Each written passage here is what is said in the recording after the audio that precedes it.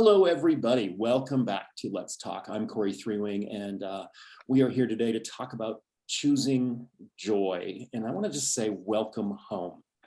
I want to start with welcome home. Those of you who know me, it is my favorite prayer. And home is a place where we choose. It's a place we remember. And it's a place we experience our own healing and our growth. It is a place of filling the well. It is a place of really remembering so that we can feel. We can remember to feel. It's a place of creating that life we love. So welcome home, every one of you. Thank you for being here. Quick introduction to the co-hosts here in the room with me tonight. We've got Sarah Lockhart. Say hi, Sarah. Hey, Corey. Hi, everyone. Welcome, Wonderful Sarah. to be here. We've got Kim. Where are you, Kim? I'm right here. So happy to be back home. Love you guys. Right on. Kim's doing our gatekeeping tonight. Thank you, Kim. Appreciate that so much. And then we got Laura McDonald. Hi, Laura. Hi, Corey. Hi, everybody. I am so excited for this session. Right on. Well, this, choosing joy. This has been a really sweet episode to prepare for us. Back on January 6th of this year, when we came together and we started this series, Choosing Joy was our very first episode, our very, very first run through. And we had such a good time, such a very fun experience that we decided we wanted to, unpack it a little more, dig it a little deeper. So we're doing that. So I just wanted to give a little shout out from where we began. We've got people from around the world in the room, like we always do, from all over the planet in the room with us. I want to say thank you for coming. We've got Magnetic Mind certified coaches in the room. Thank you guys for being here and bringing your magic. We've got some of clients here. We've got some new people thinking about the benefits of coaching. You are welcome. And of course, we've got new people, brand new people here. We want to hear from you. We want to know you better. Thank you for coming. Thank you, one and all. Thank you for coming home. Real quickly, we are recording this for our use and your use. So if you'd all be so kind, keep your mics on mute when you're not talking so we get the best sound quality that we can possibly have. And also, if you don't wish to be called on or to participate in the video, keep your cameras off. And then we'll know not to call on you at the end when we open the circle for chat and conversation. Thank you so much for that. So joy, choosing joy. What is joy? The very first thing I think about is joy is a choice. Joy, we choose joy. Joy is delicate and it cannot be forced. Joy, every time it arises, it is a gift to be enjoyed. It's cherished, it's celebrated. Joy opens us to new possibilities and gives us that breath of fresh air. Joy is direct contact with the divine or the universe or those things bigger than us. Joy is delicate. It's delicate. Joy is a gift. It's moments, these moments of treasure. The people in our life who spark joy in us are treasures. The presence of joy in a relationship indicates that at the very essence of us and the essence of the other, we are in that joy, we are speaking a language of light. So joy must be protected. It can only arise in conditions where there is an underlying safety and where there is a meeting of our deeper emotional and physical well-being. So establishing safety and trust for joy, they're the prerequisites that make joy possible. So when someone brings you joy, this means that you trust them and feel safe with them. It's a great gift to bring safety and trustworthiness and to trust, be trusted. So joy, what does it do? So joy it promotes a healthier lifestyle. Joy boosts the immune system. Joy fights stress and pain. It supports longevity. And let's call it out. Joy feels good. It feels amazing. All right, so I went to Merriam-Webster, my friend, the dictionary, and I said, okay, joy, tell me what it is. Definition time. Definition time. Number one, joy is the emotion evoked by well-being, by success, a good fortune, or by the prospect of possessing what one desires. Delight. Definition two, the expression or exhibition of such emotion, gaiety. And number three, It's a state of happiness or felicity, bliss. So the joy scale. On the joy scale, where is the tipping point? Where does 51% of your intention take the spotlight? How much of your time is being spent in joy? So a little bit more, the difference between joy and happiness. So what is joy? What is happiness? What is the difference between them? The difference between joy and happiness lives in the mind and the heart. The difference lies in the choice, right? So following this little blurb with, it's almost a poem. I found this in the website Compassion International, talking about joy. And this little poem goes like this. Joy is a little word. Happiness is a bigger word. Joy is in the heart. Happiness is on the face. Joy is of the soul. Happiness is of the moment. Joy transcends. Happiness reacts. Joy embraces peace and contentment waiting to be discovered. Joy runs deep and overflows, while happiness hugs hello. Joy is a practice and a behavior. It is deliberate and intentional. Happiness comes and goes blithely along its way. Joy is an inner feeling. Happiness is an outward expression. Joy endures hardships and trials and connects with meaning and purpose. A person pursues happiness, but pursues joy. A person pursues happiness, but chooses joy. I think I said that. So I thought that to be a real nice little comparison. So in this, we choose joy. We practice joy. We know joy. We live joy. And in that, we feel happiness. I love that. You know, we're talking about this, Corey, and I just loved our first conversation about it. But there's like a real distinction between the happiness and the joy, right? Yes, there is. And Yeah. and I just love how that was just laid out with the comparison to just really see where the differences are. And the thing that stands out for me is the idea, you know, we talked on a couple of different episodes, the idea of living inside out or outside in, Yeah. right? And happiness is such an outside in experience. Happiness comes from outside. It's lovely, you know, but it's not that deep-seated inside out joy that we're looking for, right? So when you're experiencing happiness, it depends on like external factors. Even if we're like seeking it out, we desire it, we pursue it, it's not a choice. We have to go looking around for it, right? Mhm. But Oh, Sarah, you just went on mute, dear. joy, Okay, thanks. on the other hand, like joy is a purposeful choice. And that is genuinely an inside out.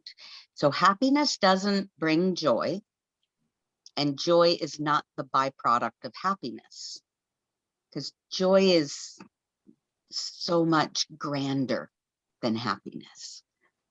So when we find joy, it's infused with comfort and it's wrapped up in peace, and it's such a bigger, warm, pillowy kind of feeling than just a light happiness. So feeling happiness, not a choice we make, we just react in happiness. But joy is more than emotion. That's a real attitude. It's the lens that you choose to see the world through. It's a conscious practice. Yeah. So, you know, if we're going to unpack a little bit, you Just know, a I little love my unpacking, right? Just a little bit. She So, checked into the hotel. She's know, ready to where- unpack. So, you know, I'd like to ask everybody and just consider. I'm gonna throw out a few questions as I want to do. Where is joy in your experience now? You know, how are you feeling joy? How much? how little. And ask yourself, how familiar are you really with feeling joy? And how far away are you from joy? So notice yourself dismissing. Yeah, notice when you dismiss joy that's just not big enough. Let's talk about that a little more, Sarah. Mm. Let's dig into that. When joy happens and it's there, but we just don't really give it the gravity it desires, deserves. What is that like? What does that mean? How do we do that? Well, it's like, when you're looking around and it's like, well, that's not big enough. That's not consequential enough. Or, I want big joy. Mhm. And you get big joy by finding all the little bits and putting them together, right? Yeah. It's easy to look away too when we get a little bit of joy, but we're so attached to our suffering or our soap opera at the today's soap opera, today's journey, today's drama that we practice and retell with our whole selves. But then joy comes as a little disturbance, a little wake up, a little ripple to say, whoa, that felt amazing. Right? So I think what we're doing here is saying these little bits are worth it. They so matter, and if you notice how much joy can you find if you were, if you're looking out at a field of clover and there's a few little violets in it, well, it's kind of sparse, and then you find a little violet. If you pick them all, you'll have a whole little bouquet of violets, right? Mhm. And so you don't overlook the pieces, because when you put them together and you appreciate, you can grow it, right? So I'm just wondering, if you're looking through your life and you're like, well, I don't know, I don't know about joy, that's a bigger feeling, and I don't know how much of that I've got. But if you choose to sense it as if it were a magnet, you're gonna, like, you've got a little detector, joy detector, right? And you imagine it's a magnet. Can you tell if you're being pulled toward it, or is it pushing you away? Wow, I love that. Ooh, that's so interesting. I love the idea of the magnet. But what if you don't feel joy now? Now what? I mean, I am certainly not always feeling joy. When we're experiencing any of our many emotions, we can forget to consider joy. And you may have noticed that you can actually experience many emotions at once. And it's important to remember that joy is an option, it's a choice. We can laugh and cry at the same time, right? Mhm. We can suffer a loss and experience an abundance of joy simultaneously. I have a friend right now who is pregnant and had a lot of trouble getting pregnant and is feeling so much joy. She's just absolutely on cloud nine. And she has a really close friend who just suffered a miscarriage. And so there's two big emotions happening at once, but there's joy. She can hold that, right? She can hold that joy even with that difficulty and that sorrow there at the same time. We can understand our pain and appreciate our love at the same time. And but it can take conscious effort in remembering to do it, and we can practice and become better at doing it. Right. Or maybe, are you bouncing off of other people's high vibration or reacting to a high vibration? I know I've experienced this. When you're in a really dark place, those shiny, happy people can be really blinding or deterring, right? You don't want that energy near you, or it's not a match, right? And I've certainly been on both sides of that picture where I've been in just big joy. And have you ever, this is a cute memory, but my dad, when we were kids, he was just a very joyful person, and he would come marching into our bedrooms singing John Philip Sousa marches and with his pretend cymbals, and da da da da da, like just so excited, or singing zippity doo dah, and we would just be miserable about it and just get away, just too much, right? Especially if when you're a teenager and you're just Dad, what are you cranky doing? and you don't want anything to do with that joy, right? But yeah, this actually reminds me of my son too, who just loves a good cloudy day. When he was little, he came in from outside on a really sunny day saying that the sun was too bright. He says, just too bright. Said it was like a person who was just too loud. It was too intense, and he just needed a little shade, right? So you can feel that dynamic when we're in a really high vibration and we want to reach out or connect with someone who's maybe in a lower vibration or a dark spot, dark place.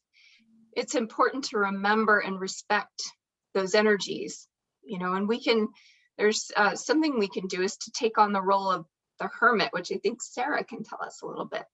Yeah, I just love that touch point of the idea of hermit energy. So, I'm borrowing that that definition and that consideration of energy from, the world of tarot. And so the hermit card is one of the major universal energies, and that speaks of an energy of going within, seeking your own light to illuminate your next step. Mhm. But it also speaks of holding that light for others. So when you're looking at the image and you conjure up the image of this hermit, he's depicted as a cloaked figure, and he's holding up a lantern, for all to see, lighting the path, for yourself and for others. The hermit doesn't shine really bright. The lantern is just enough light to see the next step. And it allows you to kind of take a step out of the darkness, one step at a time. And that cloak reminds us that if the light's shining too brightly in the darkness, it can be blinding. And the hermit is hidden behind the hood and dims his own bright light so that others can approach safely. It's kind of like a little night light in the dark, right? You don't want to turn the overhead light on, you can't see anything, and it's not helpful, right? But just a little bit of light, just enough to see where you're going. And the hermit is that energy. When you think of that, it also reminds you that it's the next step that you pay attention to. You're just taking one step at a time, and even the tiniest bit of light, the littlest spark, just a little glimmer, is all you need to illuminate what your next step is. You don't need to see the whole path ahead. Oh, Sarah, I just want to interrupt real quick. The role of the hermit, we talked about this in the very first episode, and this kind of left its mark on me through all these many weeks about the role of the hermit. And I think about my role, like I'm a very bright light. I'm a huge energy in the world, right? And there's been so many people in my world that I know in their darkness or in their struggle, they have bounced right off of me and far away from me. Because I'm too big, I'm too much, I'm just too big, so like, okay, I can pull my hood over my bright light and shed just enough light, so I can invite them to come a little closer to be that thing. Now let's turn that over. I've experienced the other side too. I had a friend of mine, who called out the role of the hermit, and he was this lovely man who had a negative, dark view of the world. He was just dark, pessimistic, black, angry a lot. And he would say, I am the hermit to say, don't do what I do, but I know better. I have the wisdom. Here's the light. So all of a sudden there was this beautiful, both sides of that to say, all right, it's about the path. The hermit has the wisdom of both good and evil, positive and negative, but it's about the next steps. I just thought that was so sweet, so amazing. It really marked me, touched me. To have that understanding and to have that contrast and to just call it to mind and just be aware of those dynamics and how, you know, especially as coaches, how we can meet someone where they're at or have them, you know, meet me halfway, right? Yeah. And so often, you know, it can be really discouraging and really frustrating, and you just, there's so many people who get themselves locked up in such a dark place that, you know, it's not helpful to be too much. It's not helpful to be like, oh, here, let me turn the light on for you. Like, ugh, it's just, it's an offense, you know? Yeah. And so to have some respect for the two sides and to be able to call that image to mind, that's a beautiful metaphor to be aware of that can help you guide and remember. First, you just don't need much. You don't need much light, you just need enough. The other is, you know, there's a balance to be struck, and it's not about you. And it's not about the other person's darkness. It's about the next step. It's about lighting the next step. What is the next obvious action?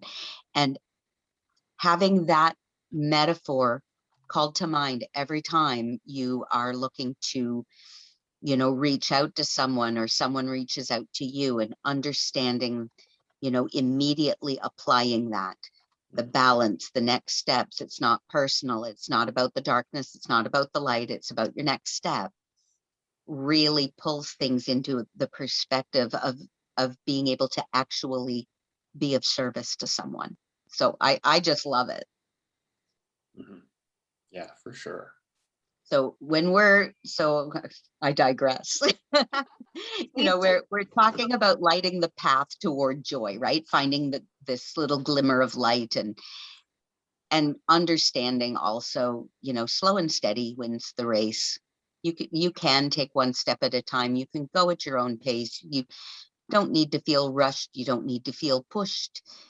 And so when we're talking about joy, that's the light. That's what we're talking about, the little light in that lantern.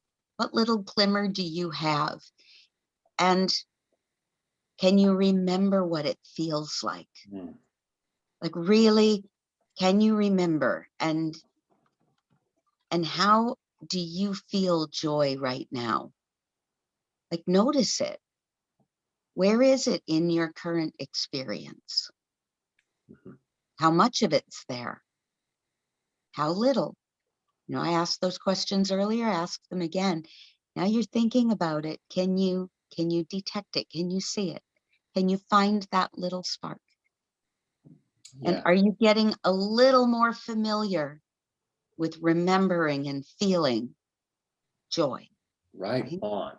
You know, we talk so much about what it is to remember and then create that memory, blow wind into those sails, and then feel those memories in this work that we do. It's so important when we're not feeling those joyous, those happy, or those higher vibrations, that we do push, you know, put that gravity, put that importance and focus on remembering and make it up. We can make it up. Our imagination, our brain doesn't know the difference. And then our imagination from our childhood can say, wow, let's go there. I often say we can jump into the sandbox with the hose, the Barbies, the blocks, the Matchbox cars, and the jump ropes, and play at the same time, right? There's so much focus in our world in the last many, many years about what's wrong and what's broken and what's not right and how we need to heal and we have to fix things. But where's the focus on joy? Where's the focus on building it up? Where's the focus on taking it higher? So I did a little bit of research. I was digging around. I wanted to know how much research there is around choosing joy. And I found some stuff here. Now, this is from Sharon Begley. In the past 30 years, there have been about 46,000 scientific studies on depression. Oh, say that again, Corey. There's been how many studies? 46,000 scientific studies on depression, and in comparison, an underwhelming 400 studies on joy. Wow. Wow. So now, this is our scientific community. This is our doctors. This is our therapists and psychiatrists. This is our politics. This is all the things looking at the dark side, right? So in that book by Sharon Begley, the book is Train Your Mind, Change Your Brain. Sharon Begley, she says, science has always focused on people and conditions that are pathological, disturbed, or at best, normal. And as long as someone can obtain non-sickness, that is deemed sufficient. Non-sickness is good enough. Like, really? Wow. Okay, so Whoa. Alan Watts, the Buddhist scholar, he says, Western scientists have an underlying assumption that normal is absolutely as good as it gets, and that the exception is only for saints, that it is something that cannot be cultivated. Like, holy cow, really? Really? That's the good news? So I'm like, wait a sec. I beg to differ. You know, so many of these same interventions that help us get our heads above water, like in survival mode, like I'm going to throw you the rope and get you the help you need. That exact same tool can be used to go further, to raise our heads way up and above and into the clouds. Why stop at normal? Why stop at just enough? What Right? about Why can't we really have going? more? Why can't we choose more? Why don't we raise the bar in joy and grow it with everything we've got? Now that's what we're talking about. Right? Yes. Raise Right. the bar. So with that, I'm so happy. It's not good enough to be yes, non-sick. right? Let's go there. If we're gonna choose joy, let's choose it. Let's make it, build it, Right? grow it, feel it, and make it contagious. Right? Joy as a contagion. Now there's a pandemic I'm interested in. Right? Oh my The joy goodness, pandemic, right? right? Super excited about it. Right. Okay. So Let's choosing expect joy. it, Corey. What'd you say, Sarah? I said, let's expect it. Expect it, right? So The I want new to talk about normal. expectations. So, you know, in this world of expectations, let's look at those. Expectations show us that what we are believing about is what is happening in life, right? How great are your expectations, right? How great are they? Expectation also occurs as a wish for something that you're not sure about, either positively or negatively, but okay, what am I expecting could be, right? What's happening in that world for you? When you think about future events, notice what's the cause and effect here.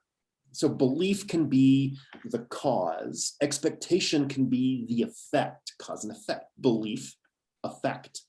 I believe the earth is turning, so thus I expect the sun to rise in the morning.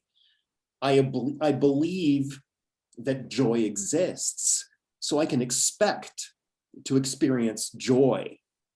So when you choose joy, joy will meet you there. That's what we're getting at here. What are you expecting now?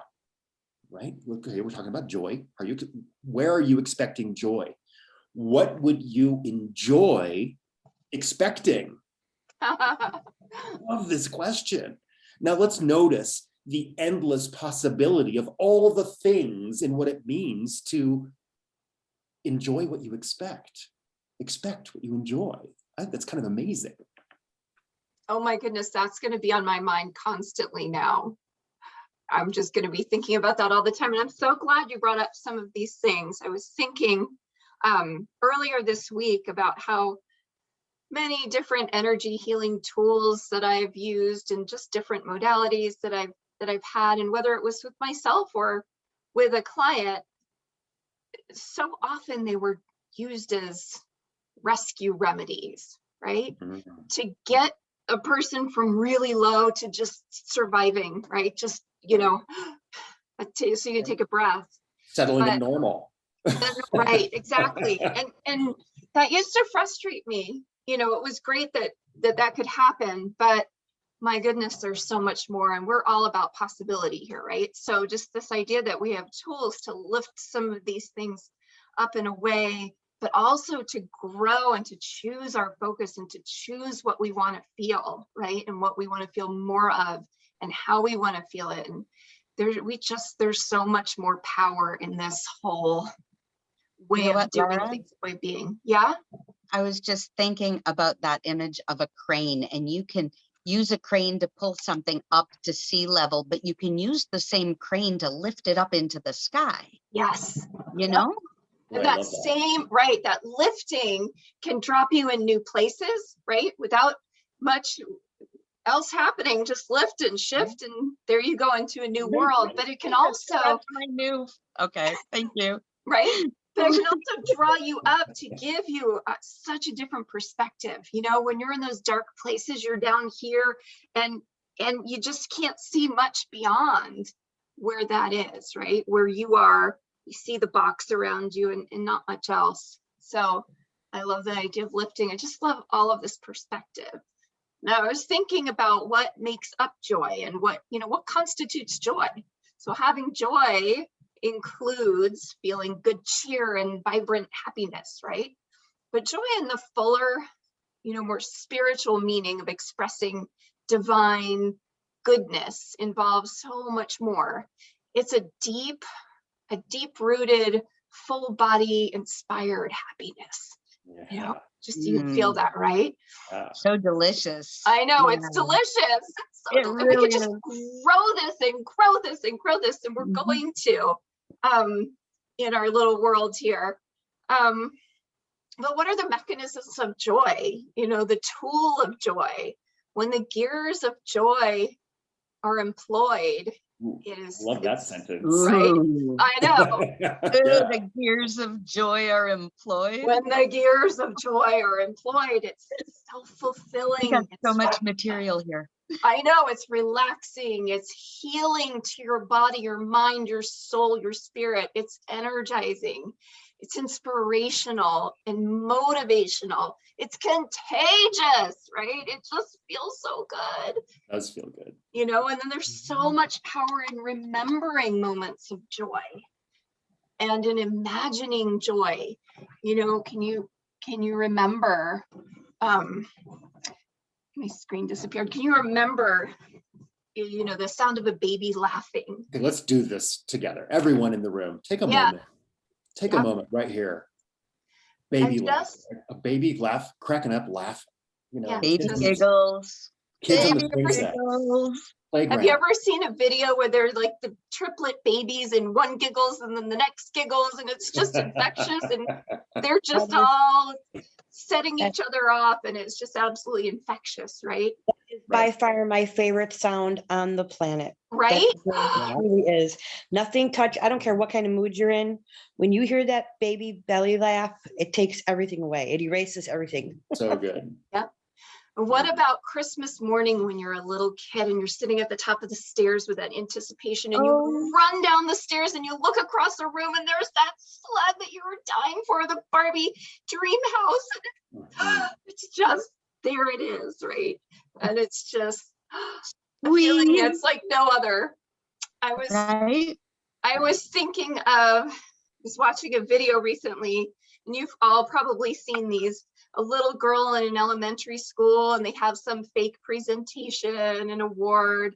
The little girl gets up and then the teacher's in and you look behind and there's the dad in the military who's been gone for months and months and months. And they surprise that little girl with daddy, right? Or daddy's wrapped in a giant box, right? And that moment of seeing the dad, just such incredible joy, I want to throw down an example too. Please. This next one, everyone just take a second and remember, like you were busy, you were moving fast, and now you've stopped and you sat down and there's a sigh. Oh my God, that's my favorite. So let's do it. Like, okay, now let's say now the sigh is on the beach. There's a sunset. It's Christmas Eve and everything is quiet and it's just Right. Oh, There is. Ah, all Mhm. is right with the world moment, right? Mhm. So now we're enjoying the joy. That's what we're going for here. oh, Enjoying the joy. Mm. Mhm. Feel that. Feel that. Mhm. So what's going on here, Laura? What are we doing now? What's oh, we're this feeling we're having? savoring it, right? We're saving the Yeah. wedding celebration in that sacred moment, right? Where that the Mhm. vows are made, or a sacred piece of music or poetry, or walking into a cathedral with the incense and the beautiful stained glass windows, and those feelings of joy are evoked. You know, what happens when those feelings of joy are evoked? We feel joy in our bodies because of the release of chemicals, of hormones, right? Mhm. There are actually, they could be called happy hormones, right? Happy chemicals. There are 4 of them: dopamine, serotonin, oxytocin, and endorphins, Right. right? So Right. dopamine is known as the feel-good hormone. It's a hormone and a neurotransmitter, and it's an important part of your brain's reward system. It's associated with pleasurable sensations and learning, memory, motor system functions, and more. But it's one of the happy hormones, brings that feeling of joy. Serotonin is another.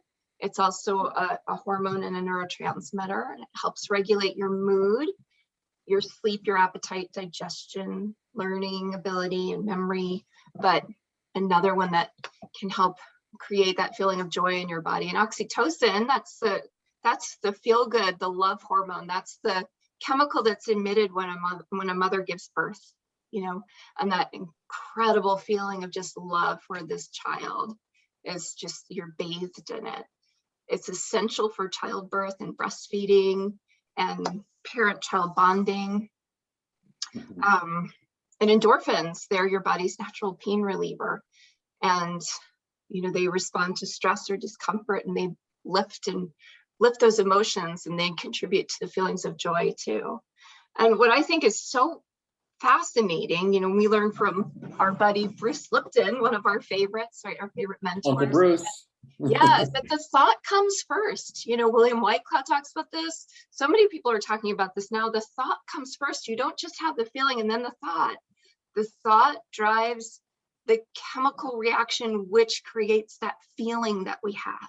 And if that's true, then it reminds us how important it is to work on those thoughts and grow those feelings, and just be able to evoke that, you know, whatever feelings that we want to have by choice, right? People with Yeah. clinical depression have lower levels of all these happy hormones, right? They And do. so, you know, we have a lot of choice. We have a lot of power here that we didn't know that we had before. So You know, I so love that. yeah, we're talking a little bit about some science here and with the chemicals that happen inside of our bodies. And we're addicted to these chemicals. We are. We want more of them. We want to feel good. We get these chemicals given to us from our brain, from these thoughts, you know, with sex, romance, happiness, inspiration, aha moments. This thing happens. So when we're choosing joy, we're choosing to give ourselves this chemical fix, right? And when we have these things, there's a lot of really great research now coming out around what happens to arrive in flow state. Now, there's a ton of information on arriving in flow state. We're not going to get into that too much on this, but we'll probably go there in the future. You know, but that being said, these states of ecstasis, these states of I extreme love joy. that word. Stasis is my new favorite word. Right. I So now want that. I'll take 3. stasis comes directly from 2 of my heroes, Stephen Coulter and Jamie Wheel. They, you know, their work, you know, they're coaches and they're on YouTube, and they've got many, many, many books. And the book I'm referring to today is From Stealing Fire. You know, in this book, they're talking all about these high quality flow states, about what it is to step into this high state, to give your body these chemicals of pleasurable chemicals so that you are in high focus, so that amazing things can happen. Right. And so here's a quote from this book. Here's a little bit of information. When we choose and experience ecstasis, brainwaves slow from agitated beta to daydreamy alpha and even deeper theta. So neurochemically, stress chemicals are replaced by performance enhancing, pleasure producing compounds. It's just like what we've been Yes, talking about, please. right? And so here's a little bit bigger a list. The chemicals are these happy, joy moments, these Yeah, chemicals. joy. They're combinations of these chemicals. And there's a lot of research. Laura gave us a little bit, but serotonin, dopamine, norepinephrine, endorphins, and Anandamides. anandamide. I always have to stop, remember how to say that. Then of course, oxytocin. Yum. Right. Can I have a cocktail, please? A mixed cocktail of all these things. Right? Right. So these all play roles in our happiness. They play roles in our social bonding. Now that's important. So much of our joy comes from each other, relationships with each other, as we learn and grow from each other, as we mirror each other, as we fall in love with each other.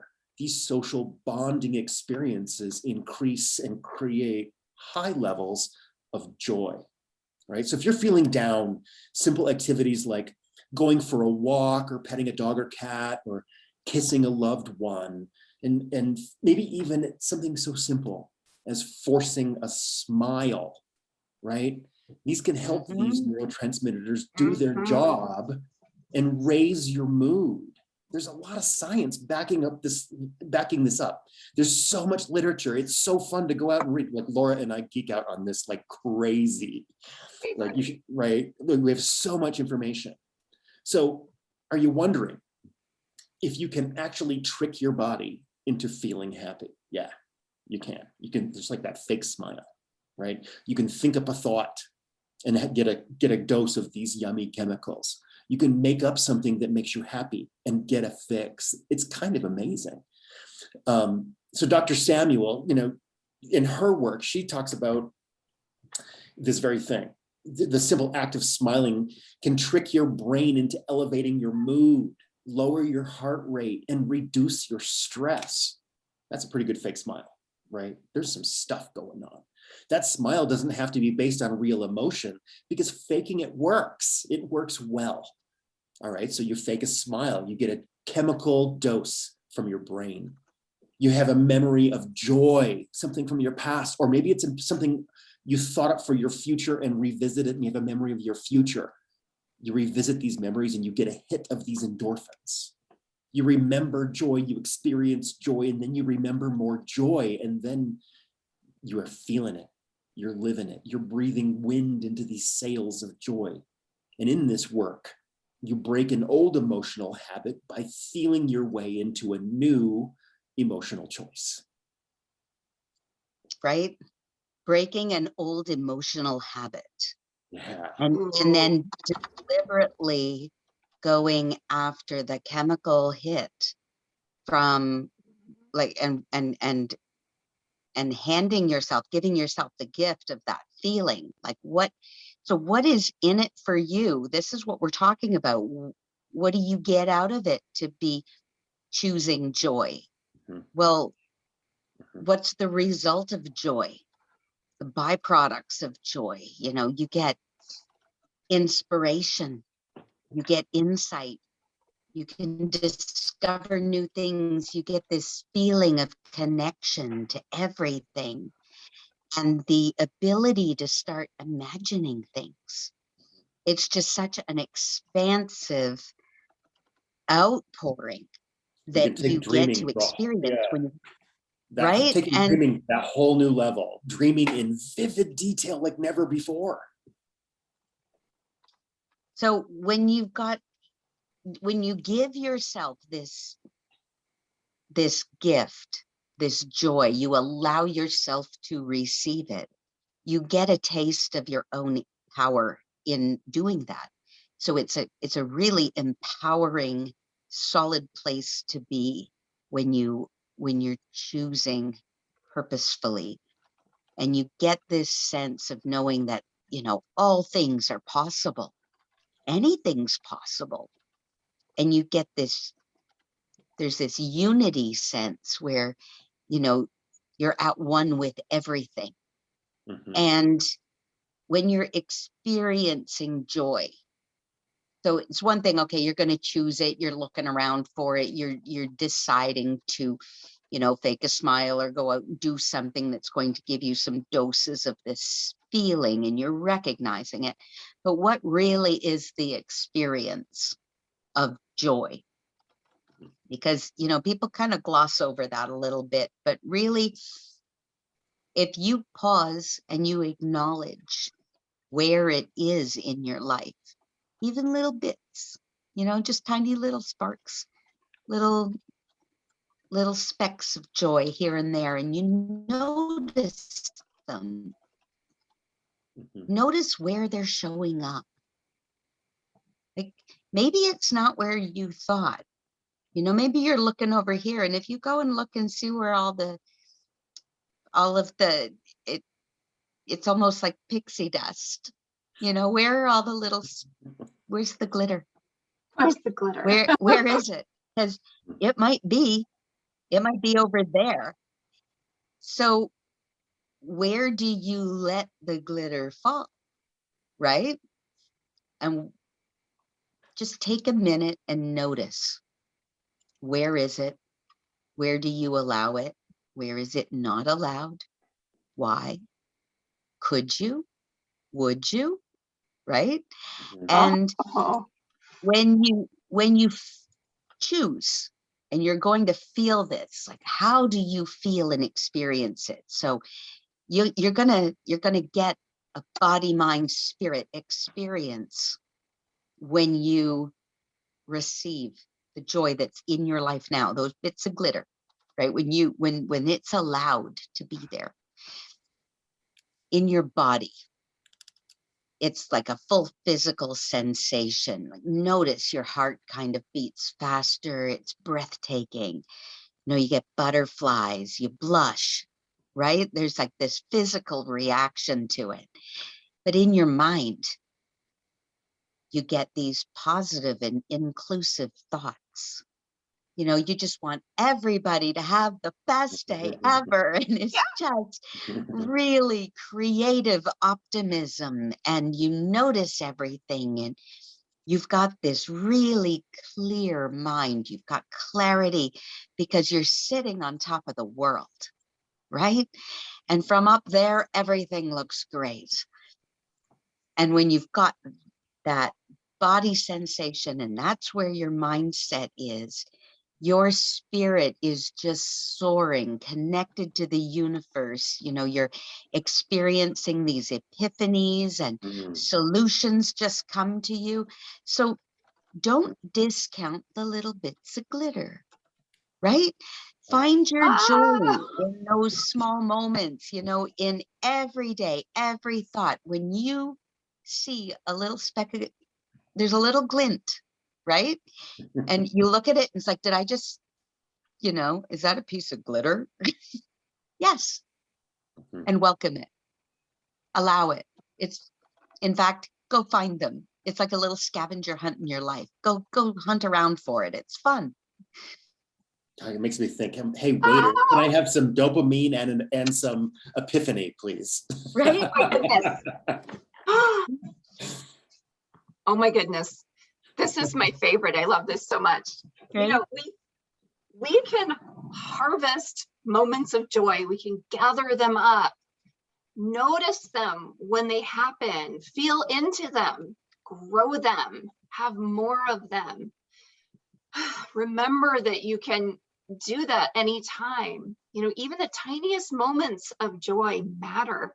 A little butterfly whizzing by, or just a hilarious joke that makes you belly laugh, right? Anything. It can be small or important or not, but linger in those moments, you know, and one little bit at a time, you know, it adds up. I'm imagining having a little eyedropper and just gathering up little bits of joy, even the tiniest ones that you can muster up if you're, you know, even if you're in a place that's pretty low, a low frequency, you're having a hard time, you can still find little moments of joy, and then you're going to have big ones. But even in those rough moments, you can get the little ones and get that little eyedropper full of drops and start dropping them into a cup. And soon that cup is going to be full.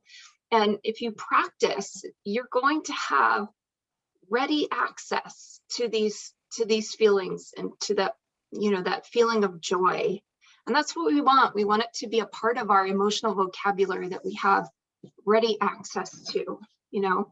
There are so many incredibly beautiful benefits of joy.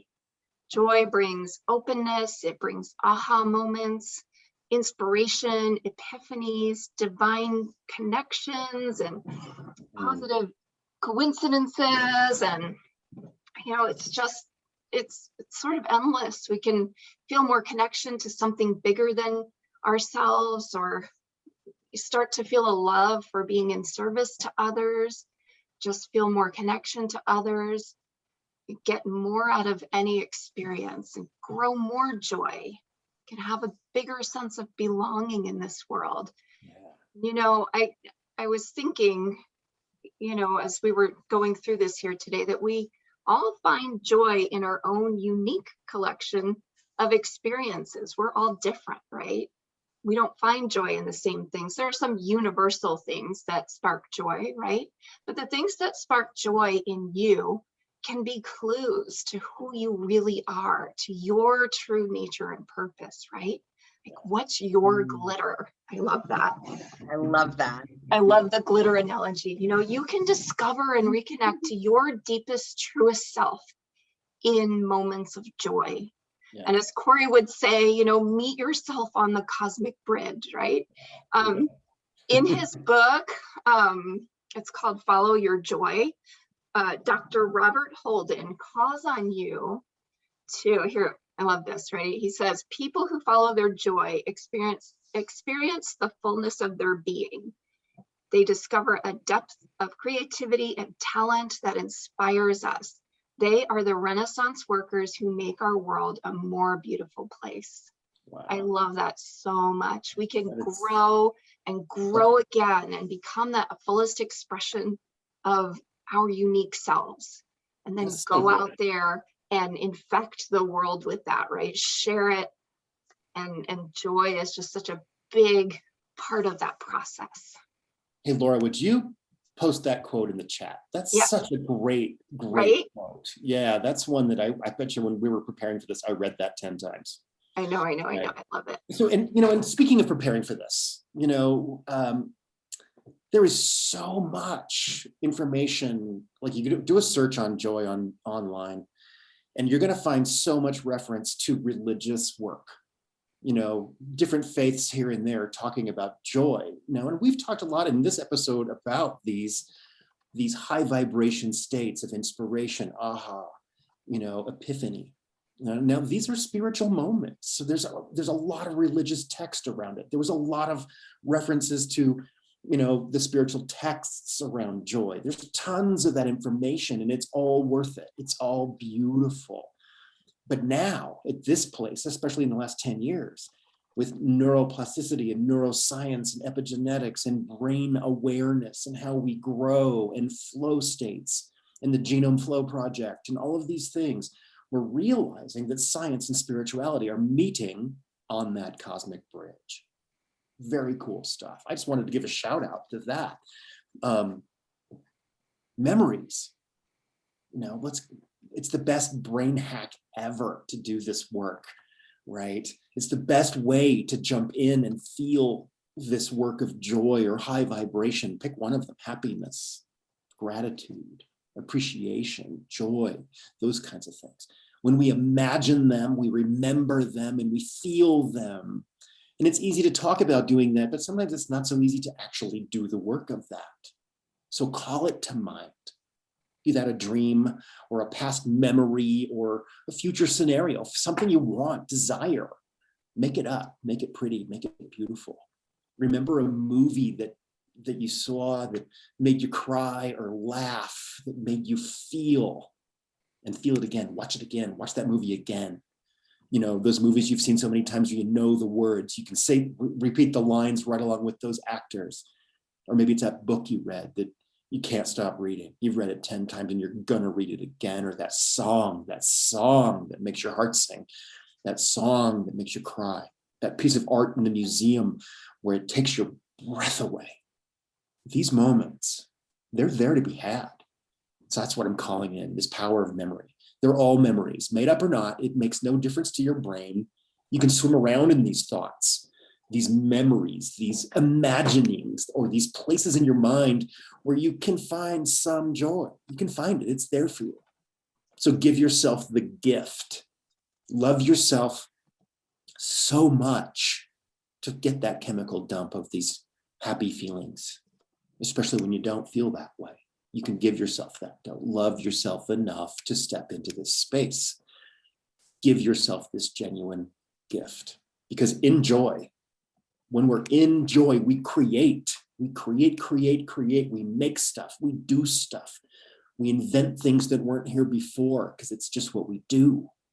And in abundance, right? When we're in joy, abundance shows up. It's everywhere to be found. The proof of the pudding is abundance. Joy is everywhere. It is findable. It's there for you. So in abundance, I love this. When we're in our abundance, identifying and feeling abundance, that means the chores are done, the bills are paid. And now what are you going to do? You create, you make stuff. So we're going to anchor this joy. We're going to put that anchor into the cosmic sea floor and say, yes, this is mine. I'm claiming it for myself. And I'm going to make it easy to return here. I'm going to make This it is easy. my new set point, right? Oh, It's yes. right there. And, you know, I just wanted to say about that, Corey, you know, we're saying, you know, yes, it's findable and it's there. And we're talking about glitter and, you know, if you break a glass and it's shattered all over the floor, and you're looking down and you're looking at it from all different angles, looking for the little glint of glass, because it's very important. You find all those shards and people will help you. And okay, let's clean up the glass. And you understand all of the little pieces and that you need to get it all. But what if you apply that to, you know, yeah, it's important to clean up broken glass. But what if you're collecting glitter? Right? You know, you got to look at it from all these different angles. You can get other people to help. And that's one of the things when we're talking about coaching. We're not saying finding joy in your life is an easy thing all the time. Sometimes that's a big ask. It is. It's like you're busy looking at cleaning up shards of glass. You don't got time for glitter, right? But or do you?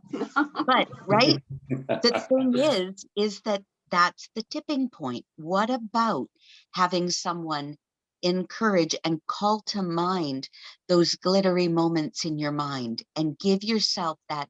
It's a genuine lift. Genuine. It will lift you up to have those things called to mind. We call it memory. And like you were saying, Corey, that, you know, all of these memories, these future memories, imaginings, it's all inside your head anyway. And they've all got equal weight. So it doesn't matter if you saw a commercial that made you happy or heard a song that just filled your heart, or you went and had an experience, or you imagine a future one. It doesn't matter. But a coach can help you call those things to mind, asking the questions, encouraging you to keep that balance and to keep that dose, to keep those, all of those chemicals coming in, get you accustomed to it. It's not scary when you're used to it, and it feels safer and safer, and you don't end up worried that it's going to go away, because you become accustomed to calling on it yourself. And so a coach can help the training of that. and encourage you to not forget that the glittery bits matter just as much as the shards of glass. They sure do. They sure do. You know, so I mentioned at the very, very top of the hour, the joy tipping spot, the tipping point, right? Tipping point. The tipping point of joy. So where in your world are you experiencing more than half of the time joy, right? When are you stepping into the majority of your focus is being spent on choosing joy, creating that life you love, blowing wind into those sails. Right? And the more we practice, the more we do this, the more we experience and remember and feel joy or the other high vibration emotions that sit next door to joy, the more it happens, the bigger it gets, the easier it becomes, the more tangible it is, right? These flow states, we talk about that flow state. Well, that's how you get there. You know, all of a sudden you're in a flow state where you step into divine focus, where you can achieve and build and create unbelievable things in complicated ways in a short amount of time, and do it with bliss in your heart. And at the end of that flow state, you're not exhausted. You're charged. You're excited. Can't wait to go again. Give me another ticket on the roller Right? coaster. I want to go again. Yeah. So here we've been on this journey today about flow state, joy, feeling good. Maybe what happens if you're not quite there, you know, and that's okay. That's good. It's actually perfect, right? There's a quote, I want to wrap it up before we open the circle, right? And I looked this up and it's anonymous, so I can't give credit to who it's from, but I've seen this quote many times. This quote is, watch your thoughts, for they become words. Choose your words, for they become actions. Understand your actions, for they become habits. And study your habits, for they will become your character. And develop your character, for it becomes your destiny. Such a great word, great message. And right there, once again, that's what a coach can help you do. Look outside yourself. A coach helps you see your blind spots, helps you be accountable, and asks really good questions that you might not have asked yourself. I love that so much. So joy, this has been a big topic, and there's so much more out there on this topic. So what I want to do now is I want to open up the circle to those of you who are here with us in the room. You know, let's talk about joy, where you're experiencing joy, where you might have struggled to discover joy. What have you learned today? What any questions you might have? What do you have to offer to the circle around joy? Who's in the room? Who would like to come up and share with us today? Hi, Jim. Hi, Jim. Come on in, Jim. Hi, Jim. Yeah, I'm here. You opened the door. I've been here. Yep. Your idea of the joy magnet, are you pushing it or pulling it towards you? That landed with me. How so, Yeah. Jim? Talk about that some more. It just makes me wonder how many times have I actually been pushing it away instead of pulling it towards me. So just to be more aware of it. Right. Right. Yeah. And then Love the Sarah's talking about her glitter. Being the dad of two boys, I don't have a lot of experience with glitter, and what I did have wasn't that good. So, well, you know, I live in a world of show business where glitter is known as stage cancer. Well, I would like to add, Jim, I feel you completely. I mean, I love glitter, of course, but it's kind of ironic that my favorite, other than babies laughing, my favorite sound is breaking glass. When glass shatters. So I have lots of chimes that make that noise. So that pull, now I'm going to anchor that noise, that broken glass, as opportunities to look for the shards, the broken glass. All And those you're little thinking- glints of sunshine, and right? and did you ever notice, Jim, when you break glass, I don't care how many times you sweep, there's always one little piece left over. Because you Yeah. find it when you're walking around without your shoes on. right. That's what resonated with me with the whole thing, was that my favorite sound is breaking glass. And but I you always never think about- notice it. You're just so irritated picking it up. You don't notice how beautiful it is. I always love thinking about broken with the word open on it. When things are broken, they're broken open. Something else is now possible. You know, I love that. Mm. Or that's Ooh, always I like calling to that. mind the whole idea of a mosaic, you know, what can you make with that? What can you pull together and put together with all of that, all of those bits and pieces that just shine in the sunlight? Mhm. Beautiful. And, I was gonna say, you've given me another way to think of glitter, so thank you. Right on. Thank you, Jim. All right. What's your Who else? glitter? Who else is choosing joy in the room today? Who else is doing that? Anybody else want to jump in? Hi, Suzanne. Hi. So I've got to run soon, but this has been so amazing because I've been through a lot of that darkness, and what Sarah mentioned about the little pieces of glitter was like amazing. So you have to appreciate every little piece you get, recognize it, because it's all a gift. So thank you for reinforcing that. It's so important. Thanks. Oh, right on, Suzanne. Thank you for Thank you. being here. Thank you for sharing. Thank you for Thank showing you. up. Thank you. You guys are wonderful. Takes one to know one. You guys take care. Right on, Suzanne. Thank you, Suzanne. Hi, Suzanne. Thank you. Mhm. All right. Questions, comments, aha moments. What else? Who's got some nuggets around joy to share with the group? Anybody else? Deep thoughts. Deep thoughts tonight on Deep Thoughts. Or you can share. I us- enjoy. Ooh, Oh, what's Sorry. happening? Oh, there you go. We got Hi you now. everyone, I'm Goodness. here Hi, Hey, Branya. Bronya.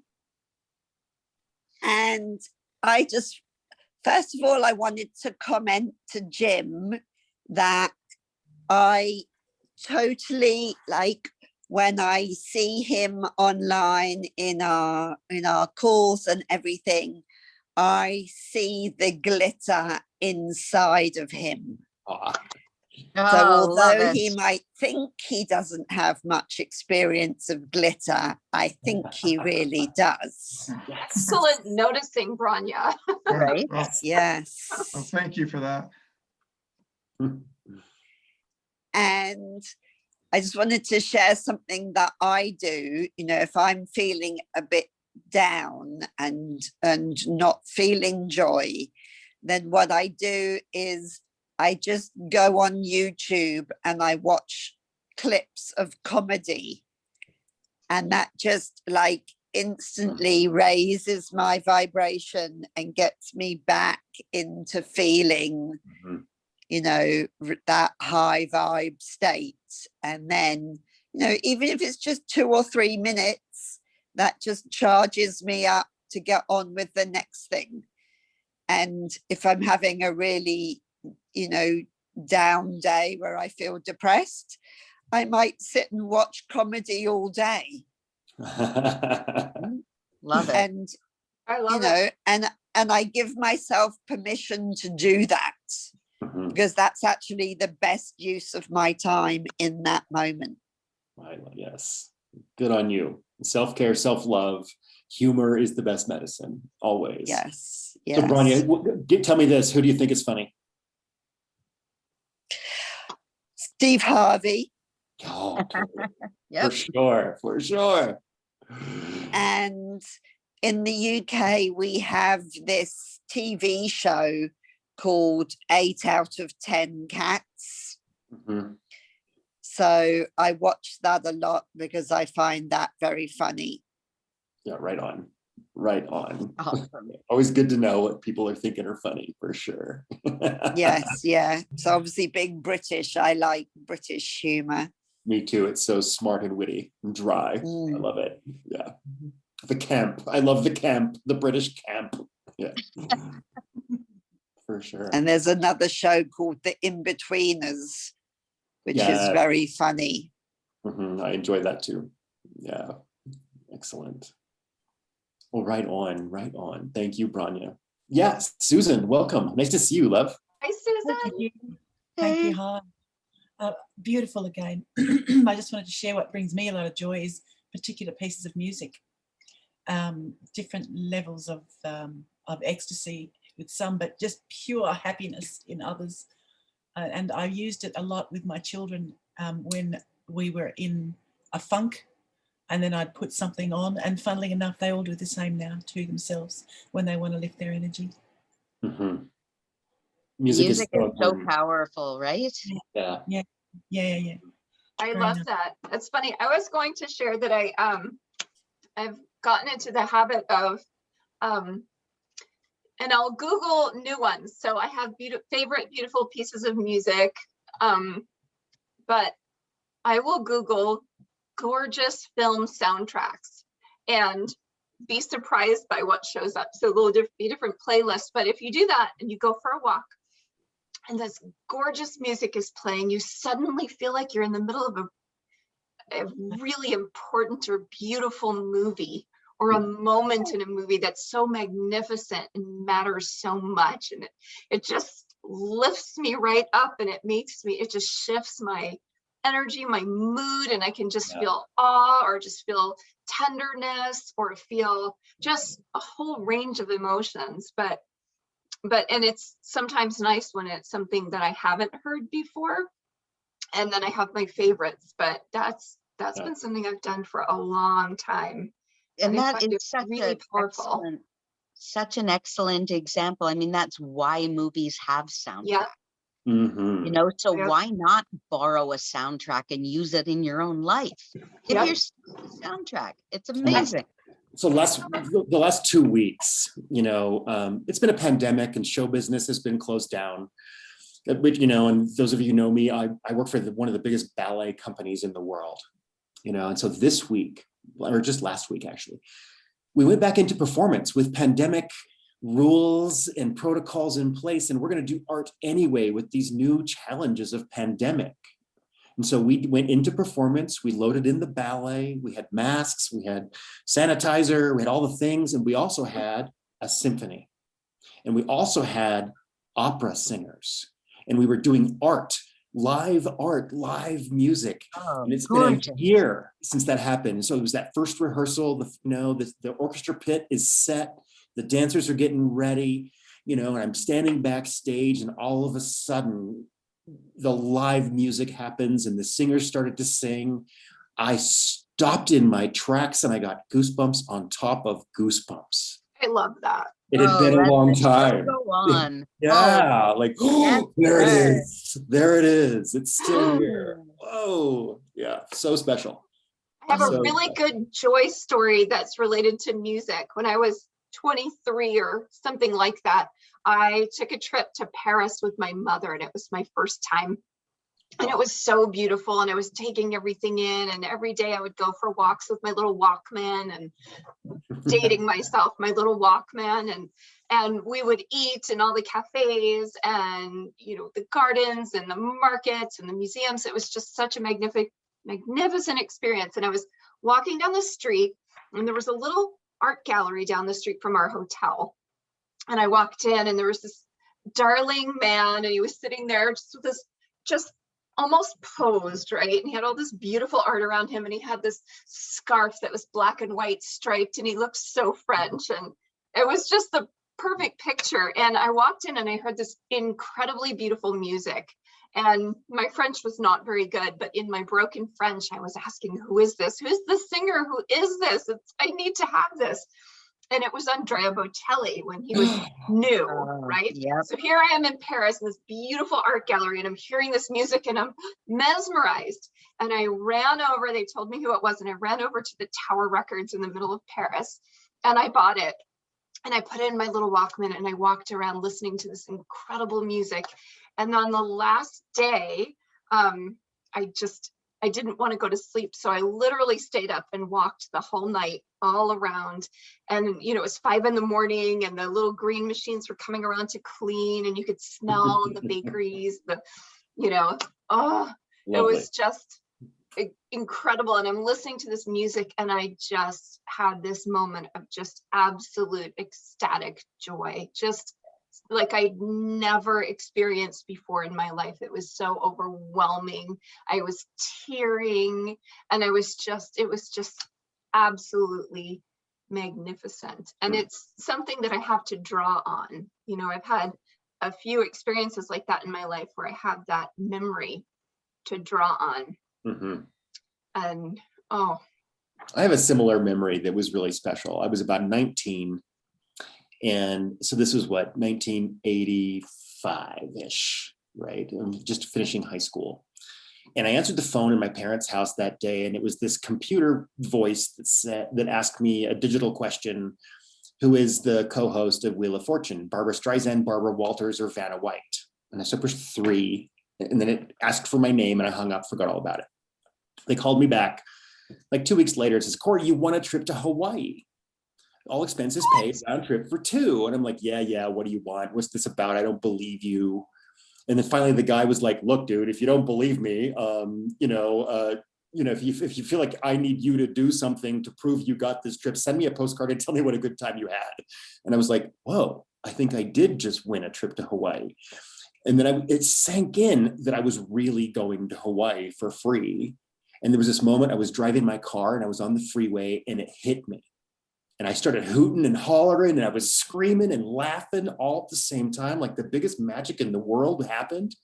And sure enough, I went to Hawaii. I was there for 10 days, had a place and an apartment with a kitchen in it. I was all by myself. Wow. Great time. It's like, wow, blew my socks off. So now, like when I'm asked to remember joy, I remember that moment in the car when it occurred to me that it was real. And I just lit up laughing and screaming and hooting and hollering. So that's been one of my anchors around I can relate. incredibleness. I can relate on a much different level. As many of you know, I am a big concert live music girl, and my very first concert, I was I was 13 years old, but I instantly got addicted. When the lights go down and you're in a stadium with 100,000 people and the lights go down, the energy just fills the whole stadium, like filled, like the energy is just amazing. And the first beat of the drum and the crowd gets stupid, like it fills you. Damn, that That right is there, how I'll take 4 of anthems are those. born. Anthems are born. And from that day forward, when you hear that song, I don't care if you're 80 or 188, you turn it up. Yeah. It's that feeling that when I tell people I'm addicted to live music, they're like, well, what is it?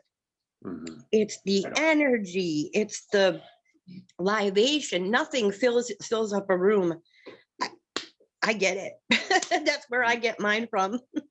And I love that it's so unique. Like there are the universal things that, you know, spark joy, but we all have our uniqueness, right? And unique I love things that you bring called that joy. out. Yeah. The uniqueness, 'cause I'm listening to everybody's, and I was just actually in this moment, I was like, mine's so much quieter. I mean, yeah, I've got a lot of like really exciting times and really, boisterous little recollections to add together. But when I'm searching my brain for joy, it's sunrise in the summer, oceanside, before the family wakes up, just having a cup of coffee and just watching the sun come up over the horizon and smelling the salt air and listening to the seagulls and watching the eagles fishing and all of that. And it's just such a beautiful piece. And that would be probably the strongest for me if I was looking to harvest the most joy and anchor something. I'd go to that quiet, fulfilled. So I gotta say, Sarah, my moment is a quieter moment too, really. And for me and my family, my mom in particular, the motto of my family is the magic of the table, the dinner table. And that moment for me, like the dinner party in my family is epic. It is the most important thing of all. And it's always linens and china and flowers and food and all that. We open every bottle of wine at the same time and put them all on the table. And then there's that moment when we're sitting there and dinner's almost over and we're sharing the stories. We're connecting, we're fed, and there's that late night glow of dirty dishes and the candles are burnt out and we're together. And it's 2 o'clock in the morning and the stories are still going. Yeah. Oh, I love that so much. Mm-hmm. Anybody else in the room who hasn't had a chance to pop up? There's a few more folks that haven't spoken. Anybody want to jump in? Their moments of joy, what makes you happy? To share your difference in joy with us? All right. Well, we've been going quite a while. So what I think we should do is go ahead and wrap up this session with our recording. I want to thank you all for coming for Let's Talk. Next week, hey, we've got a topic. We're going to talk about unpacking. We're going to get into some unpacking. Hey, Laura, give us a little, you and I were talking about unpacking a little bit and some of the things we're going to jump in, remember? No, I don't remember. You don't remember? You about that, Corey? Yeah, we've got some, yeah. Yeah, Getting into- unpacking is going to be, there's just so, I love, it's the layers of opening the bags, right? Right. Opening And the part of that bags. joy I love was- it. Oh, Digging around okay, for some of that. Yep, appreciating resistance is what Yes, Laura and I were okay. talking about, is part of unpacking, Mhm. right? And so Yes, we're already because- digging, we're already into it. I'm already excited about Yes. this. No, Yeah. I love unpacking because before I got into the magnetic mind world, I was in the release technique world where I learned to love my resistance. I learned to have appreciation There you for go. it, and I learned to welcome it up and to feel neutral with it and allow it to be there. And for me, that's such a big part of the unpacking, Exactly. So, letting it be safe to unpack, even looking forward to it, because when you let go and allow, it can mhm. it can come up, and when it comes up, it can go, right? So there's a little movie trailer for next week. Teaser. Teaser. We're teasing you. All right, everybody. I'm going to go ahead and shut down the recording. Thanks you all for coming for Let's Talk. Those of you who are here in the room, thank you for coming. Those of you who are watching the replay, we love you too and appreciate you as well. We'll catch you all next time. Thanks, everyone. We love you guys.